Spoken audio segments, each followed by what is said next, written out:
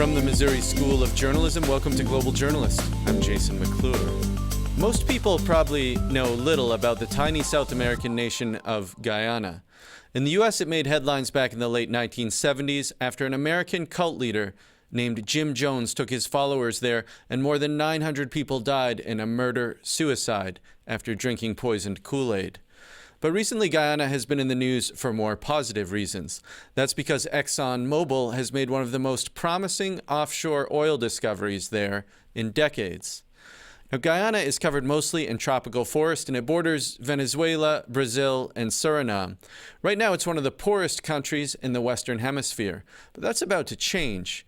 To put things in perspective, Guyana has fewer than 800,000 people, and the total annual output of its economy last year was about $3.5 billion. The potential market value of the oil find, as much as $120 billion to more than $180 billion. But the sudden discovery of all this cash under its seabed holds a lot of risk for Guyana.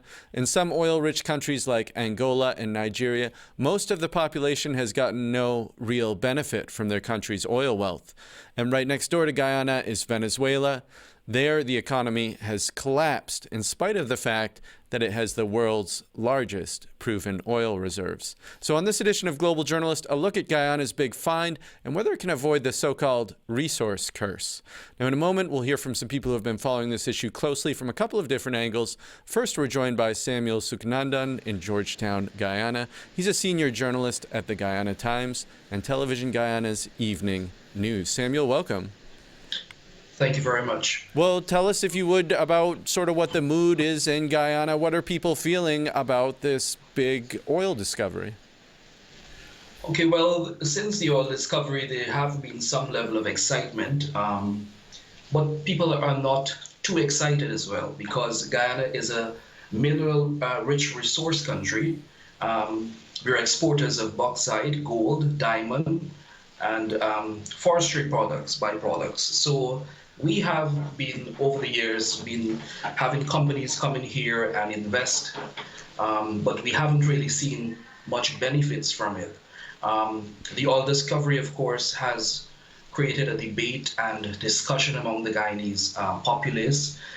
We do look forward to first oil in 2020, but it all depends on how well the government manages the resources it gains from this new sector. Well, I want to talk about how the government is managing this in just a moment, but one issue I think we should touch on first is that I understand that there is a territorial dispute between Guyana and its neighbor, Venezuela, that actually dates back centuries. Tell us just briefly about that. Sure. Well, this issue, yes, like you said, since 1966, Venezuela laid claim on the entire Essequibo region that covers about 2/3 of Guyana's territory, and the water off its coast, including part of the Stabroek Block, where most of the major oil discoveries were made by ExxonMobil. Our political analysts and other commentators have been speaking about this issue in Guyana, but from all indications, it seems that the matter came back when ExxonMobil made the discovery of oil in Guyana in probably 2015-16, and ever since, that issue has been ongoing. However, there is not much fear, I would say, from the people here in Guyana, because the saying is that we have support from the U.S. ExxonMobil is a U.S. company.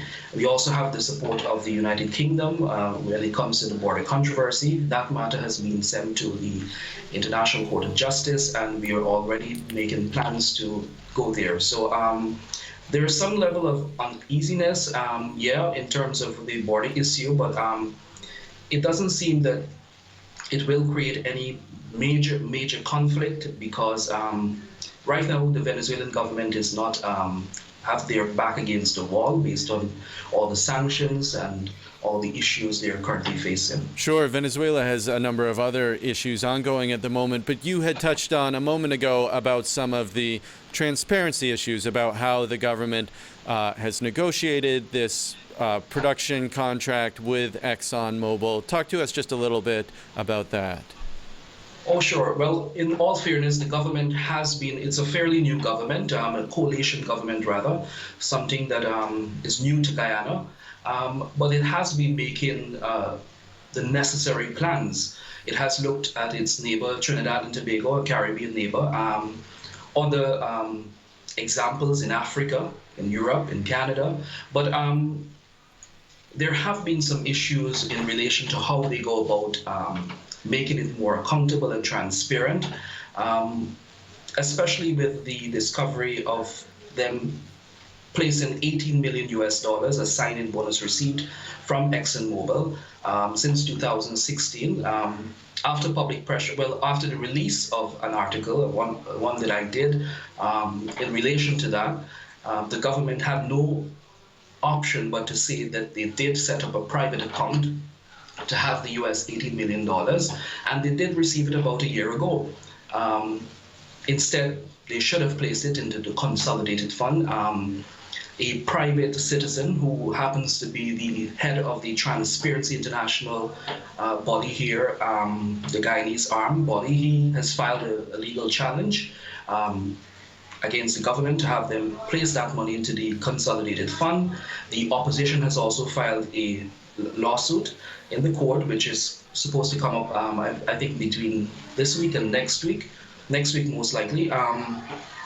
So yeah, since that discovery that there was the US $18 million sign-in bonus, the government was pressured even more to release the contract, having lied about having the bonus placed in a private account in the central bank. And so the government was pressured into releasing this deal that it made with ExxonMobil after it had been reported that there had been this sort of secret payment stashed in Guyana's central bank by the government. But so what do we know about that contract when it was released?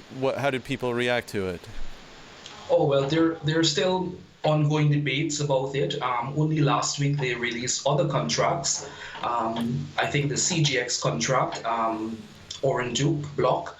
But in terms of the ExxonMobil contract, there have been concerns about the production sharing agreement. While the minister had said when commercial oil production begins in Guyana, Guyana could earn at least US $1 million daily, or just over US $300 million annually. It may seem as big money for a small third world country, but given the resources that was found, many persons have come out saying that Guyana has really struck a bad deal. The first agreement signed in 1997 on the previous government accepted a 1% royalty. The new government signed a new contract in 2016, accepting 2% royalty. So even the IMF has recommended a review of the production sharing agreement between the government and ExxonMobil, so aimed at getting a higher share of profit oil as the profitability of projects an increase. So in other words, it sounds like there are still some questions within Guyana as to whether or not the government negotiated as good an agreement with ExxonMobil as they could. Obviously, ExxonMobil needs to make back the money they've spent doing all their exploration work in Guyana. That's correct. Well, Samuel, thanks so much for joining us today. No problem. Thank you. You're listening to Global Journalist. I'm Jason McClure. We're talking today about a major offshore oil discovery in the South American nation of Guyana, and whether an oil find that's dozens of times larger than the country's gross domestic product will be a blessing or a curse. Now, to broaden our discussion, we're going to bring in a couple other people who have been following this story. Joining us from Bogota, Colombia, is Raul Gallegos. He's an associate director at Control Risks, a global risk consulting firm, and the author of the book Crude Nation: How Oil Riches Ruined Venezuela. Also joining us in London today is Nik Butler. He's a former executive at the oil company BP. He's now a visiting professor at King's College London. Welcome to both of you. Raul Gallegos, let me start with you. You've compared what's happening in Guyana to a homeless person winning the lottery. How is that analogous? Well, first of all, thank you so much for the invitation. Basically, what you're seeing in Guyana is a similar situation to what you've seen in a number of other oil-rich countries. It's, in many cases, countries that don't have strong institutions, that don't have a history of managing their finances properly, a history of properly investing their money and properly managing their affairs, if you will, and also countries that have enormous poverty. And so it is a very big challenge for these countries to all of a sudden be discovering enormous amounts of money, and how to properly manage that money and prevent specific elite interests from taking control of that cash.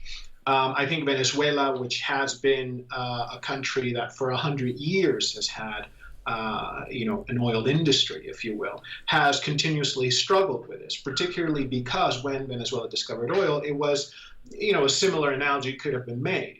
It was a country that wasn't ready for it, if you will. And, my point is that just as human beings are not ready to all of a sudden be thrust in a situation where they have an enormous amount of money, nations are in a similar boat, if you will. If you're a human being that has a number of defects like all of us have, and if you happen to have a tendency for a certain type of addiction, say alcoholic or drugs or what have you, if all of a sudden you are in a situation where you inherit an enormous amount of money, if you're not ready for it, it can destroy you. You could end up misspending it, you could end up being kidnapped, and a number of other people hit you for money. It can be really a nightmare if you're not equipped for it. So I think the same applies to countries. All countries that have discovered enormous amounts of natural resource are not normal countries, if you will, in the way that human beings who all of a sudden inherit $300 million are also not in a normal situation. It's a big burden and a big responsibility. And only the ones that are careful and methodical about. Well, I'm sorry if I could just turn this back to you, Samuel. We just briefly lost Raul Gallegos' audio there for a moment. Samuel, Raul was saying that countries have to be sort of careful and methodical about handling this type of situation when they have such a large amount of money coming in. Do you get the sense that Guyana's government is approaching this in that way? I think so, to a large extent they are, because this means a lot to Guyana. It means a lot to our development and how we move from being this third world country that no one knows about, to improving our infrastructure, the livelihoods of people and all of that. But the biggest blunder, which I returned to, was the first blunder was the siphon off of this money into the central bank without informing the general public of why they collected the money and what is the purpose for that bonus. Well, if I could turn this to you, Nik Butler. I'm sorry we lost your audio there briefly. You have worked at BP, which is a major oil company, and so you're familiar with some of the issues from sort of the other side of the table here. What do you see as the most important thing for the Guyanese government to be doing right now? I think the first thing, Jason, is that they have to be very clear on setting the expectations of the population in the country. This is a good discovery. It's very promising, and I understand that there's probably more to be found. But if you look at the way this is going to be developed, it will take at least 3 years until there's any production. And then I would imagine that it would take another 3 years, maybe 5 years, before the companies involved have recovered their investment. So there isn't going to be a massive inflow of revenue into Guyana for 5 years or more. I think the second thing they need to be aware of is that, as I understand it, and I think Samuel's right in what he said, the skill levels in the country don't yet match what is going to be needed for this. This is a sophisticated industry, and there aren't many people trained in it. Now, I think there needs to be a program of training people so that there are jobs for Guyanan citizens, not just for Americans and other foreigners. That would be a real risk. And I think the danger, if you don't get expectations right and the plan right... But Nik, if I could just stop you, how realistic is that? I mean, we're talking about working on an oil rig where much of the production is 120 miles offshore. I mean, is there much of that work is extremely technical and it's done by people who have spent their whole lives doing it. So it seems like it's not Some of those jobs are going to go to foreigners, to non-Guyanan people. But I think there are quite a lot of other jobs. There's going to need to be a lot of infrastructure between the platforms and the shore. There's going to need to be processing facilities onshore. There's a lot of backup. People working on it will need housing. They'll need looking after. There are all sorts of business opportunities here, and the country has to prepare for that. And that is part of the way of getting the benefit. And then I think they don't need to develop it all at once. I'd be very strongly in favor of a depletion policy. That means you limit what you produce year by year to manage the inflow of money so that the exchange rate is not destroyed by this one single successful industry. And Raul, that would, if they got that wrong, that would be very bad for agriculture and jobs and other businesses in Guyana. In other words, if there's such a huge wave of foreign currency coming into the country, their exchange rate gets out of balance and it becomes just cheaper to import many of the things that Guyana produces for itself right now, and then you would lose employment in all those different industries. That's right. You create unemployment rather than employment. It's called the Dutch disease. There are many examples of it. I think the country should look to others to give them best advice on how to manage this and how to negotiate it with ExxonMobil. And I agree with Samuel, they should be transparent. And Raul Gallegos, we heard Samuel talking about this contract that was negotiated with ExxonMobil and some discussion about whether or not Guyana was getting a reasonable share of the proceeds here. Obviously, in these production sharing agreements, some portion is going to go to ExxonMobil and its other oil company partners to help them sort of reimburse for the investment that they made and then make a profit. Some share is going to go to the Guyanese government. But what's the right amount? Well, I'm not going to comment on what the actual percentage should be, but I think it is important both that the companies and the government are in sort of that either side is comfortable with the agreement that has been reached. And that also involves not just the president and his advisors, but certainly it involves educating the population about why a particular agreement was reached, what's the likelihood or reality of a renegotiation, and essentially what were the points that led to that agreement. Because as Samuel was pointing out, this is a situation where you have a new industry, a country that doesn't know about this, a population that is not familiar with the way the oil business works. And so it is imperative that the government become as transparent and as didactic as possible in every step that it is taking.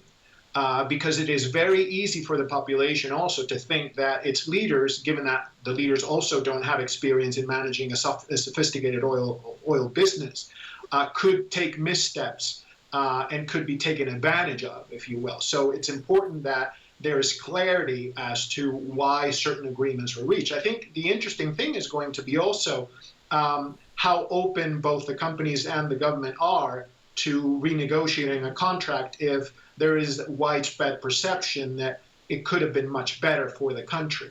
We've seen the oil advisor to President Granger speaking publicly about how at least the level of the royalty should be much higher. I mean, we've seen that the CGX contract and the Exxon contract talk about a 1% royalty.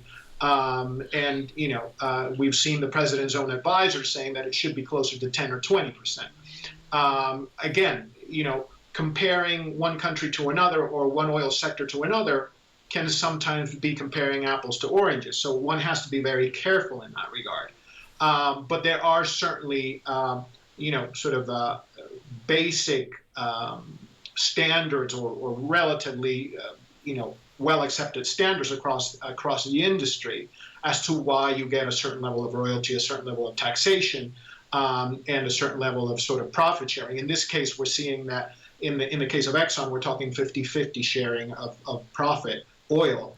CGX is slightly more for the government, but still, I think it's important again to be as transparent as possible, as educational as possible about why certain steps are being taken, I want to come back to this point in just a moment, Raul, but we are joined on the line by Anthony Bryan now of the University of the West Indies, who has been following this issue quite closely as well from Trinidad and Tobago. And I wanted to ask you, Anthony Bryan, particularly because Trinidad and Tobago is also a small nation that has been an oil producer for some time. What are some of the environmental concerns for a small country when you have sort of a huge offshore oil find like this? Well, those environmental concerns are many.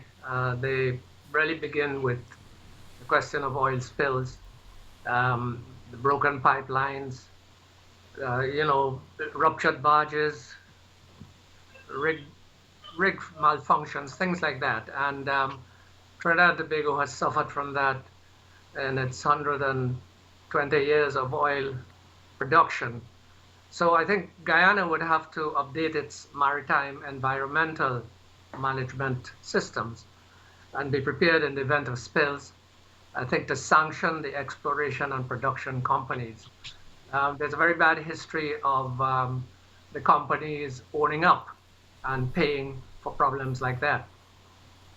And that also, I mean, when you talk about, obviously in the U.S., many people are familiar with the Deepwater Horizon spill, which caused so many problems in the Gulf of Mexico, and just the extreme difficulty in even stopping the oil from being pumped out of the ground there. Then, I mean, what does Guyana need in terms of infrastructure, in terms of ships and people to be prepared in the event that there is a significant spill?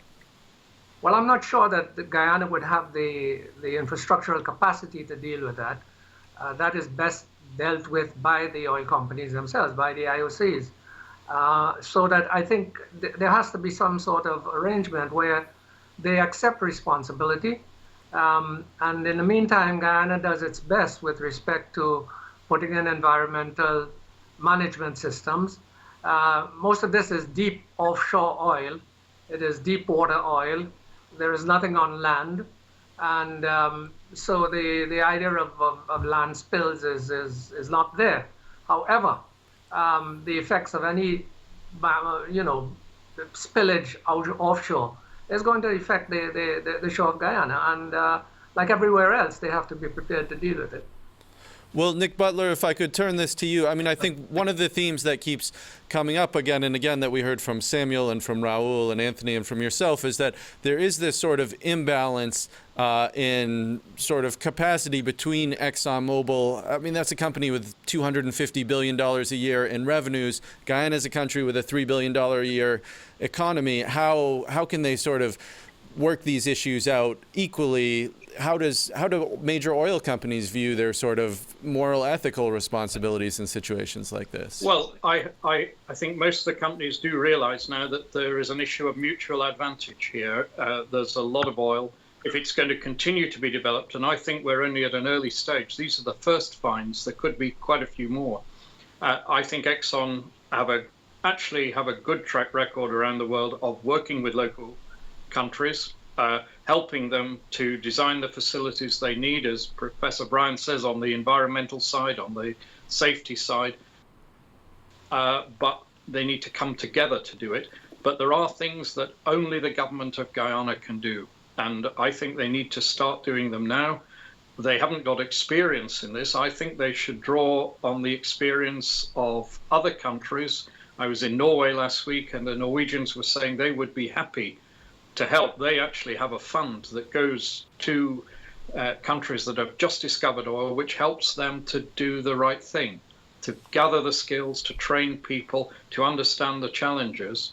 And I think Guyana should look outwards, take advice, be transparent, and then work on an open basis with the company to get the right answer. And Raul Gallegos, we heard, obviously we discussed some countries that have had a number of problems, major problems after their oil find. Nik Butler just mentioned Norway. Are there some examples of countries that have handled their oil wealth really successfully, and sort of is there a clear, easily explainable roadmap for how to do that? Well, I think there's a number of countries, not only oil countries, but also, resource-rich countries like Chile, for instance, with copper, that have set up funds to save some of the money for a rainy day, to invest that properly so that you have returns that can benefit both the population and the government.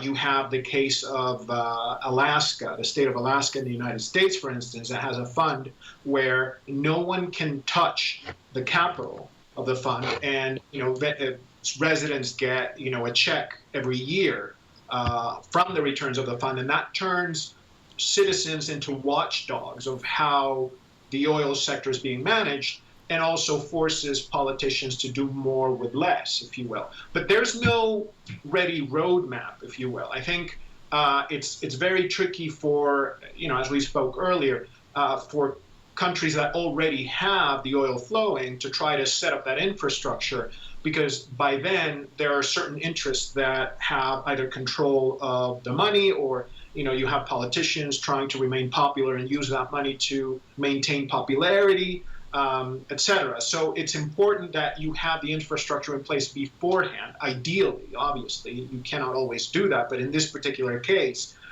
since you have so many years in leeway to think about how to manage it, I think Guyana has a unique opportunity to set up that legal infrastructure before oil flows. And Anthony, Bryan, if I could turn this to you, Raul made a number of good points there, but I was interested in particular, given that Guyana is a multi-party democracy, how great do you see the risks are that the political elite will try to just sort of capture these funds, and the oil will just become sort of a source of corruption and help them perpetuate their own power, similar to what's happened in Venezuela and other countries?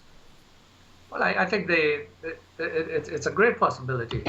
One of the things is that politics in Guyana, whose population is 29% Afro-Guyanese and 40% Indo-Guyanese, they divide along racial lines. The two main ethnic groups compete over money and power. So I think that there will be a test of that, certainly by the presidential election of 2020. It'll be a serious test for political stability as well as for money and power. Because whoever wins that 2020 election is going to be in power when the first oil money starts coming in. Exactly the point. Who will be in power, and who will be able to feast on the resources.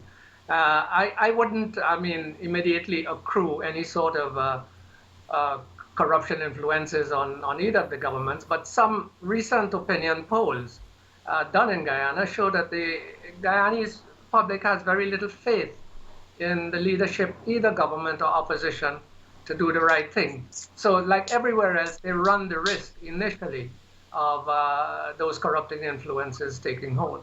That's going to do it for this edition of Global Journalist, a production of the Missouri School of Journalism and KBIA, Mid-Missouri Public Radio.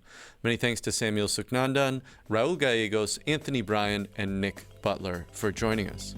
Our assistant producers this week are Rosemary Belson and Teodora Agarici, with supervising producer Idom Kasaye. Jiwan Choi is visual editor, and Aaron Hay is audio engineer. Our director is Travis McMillan. For all of us at Global Journalist, I'm Jason McClure. Thanks for tuning in.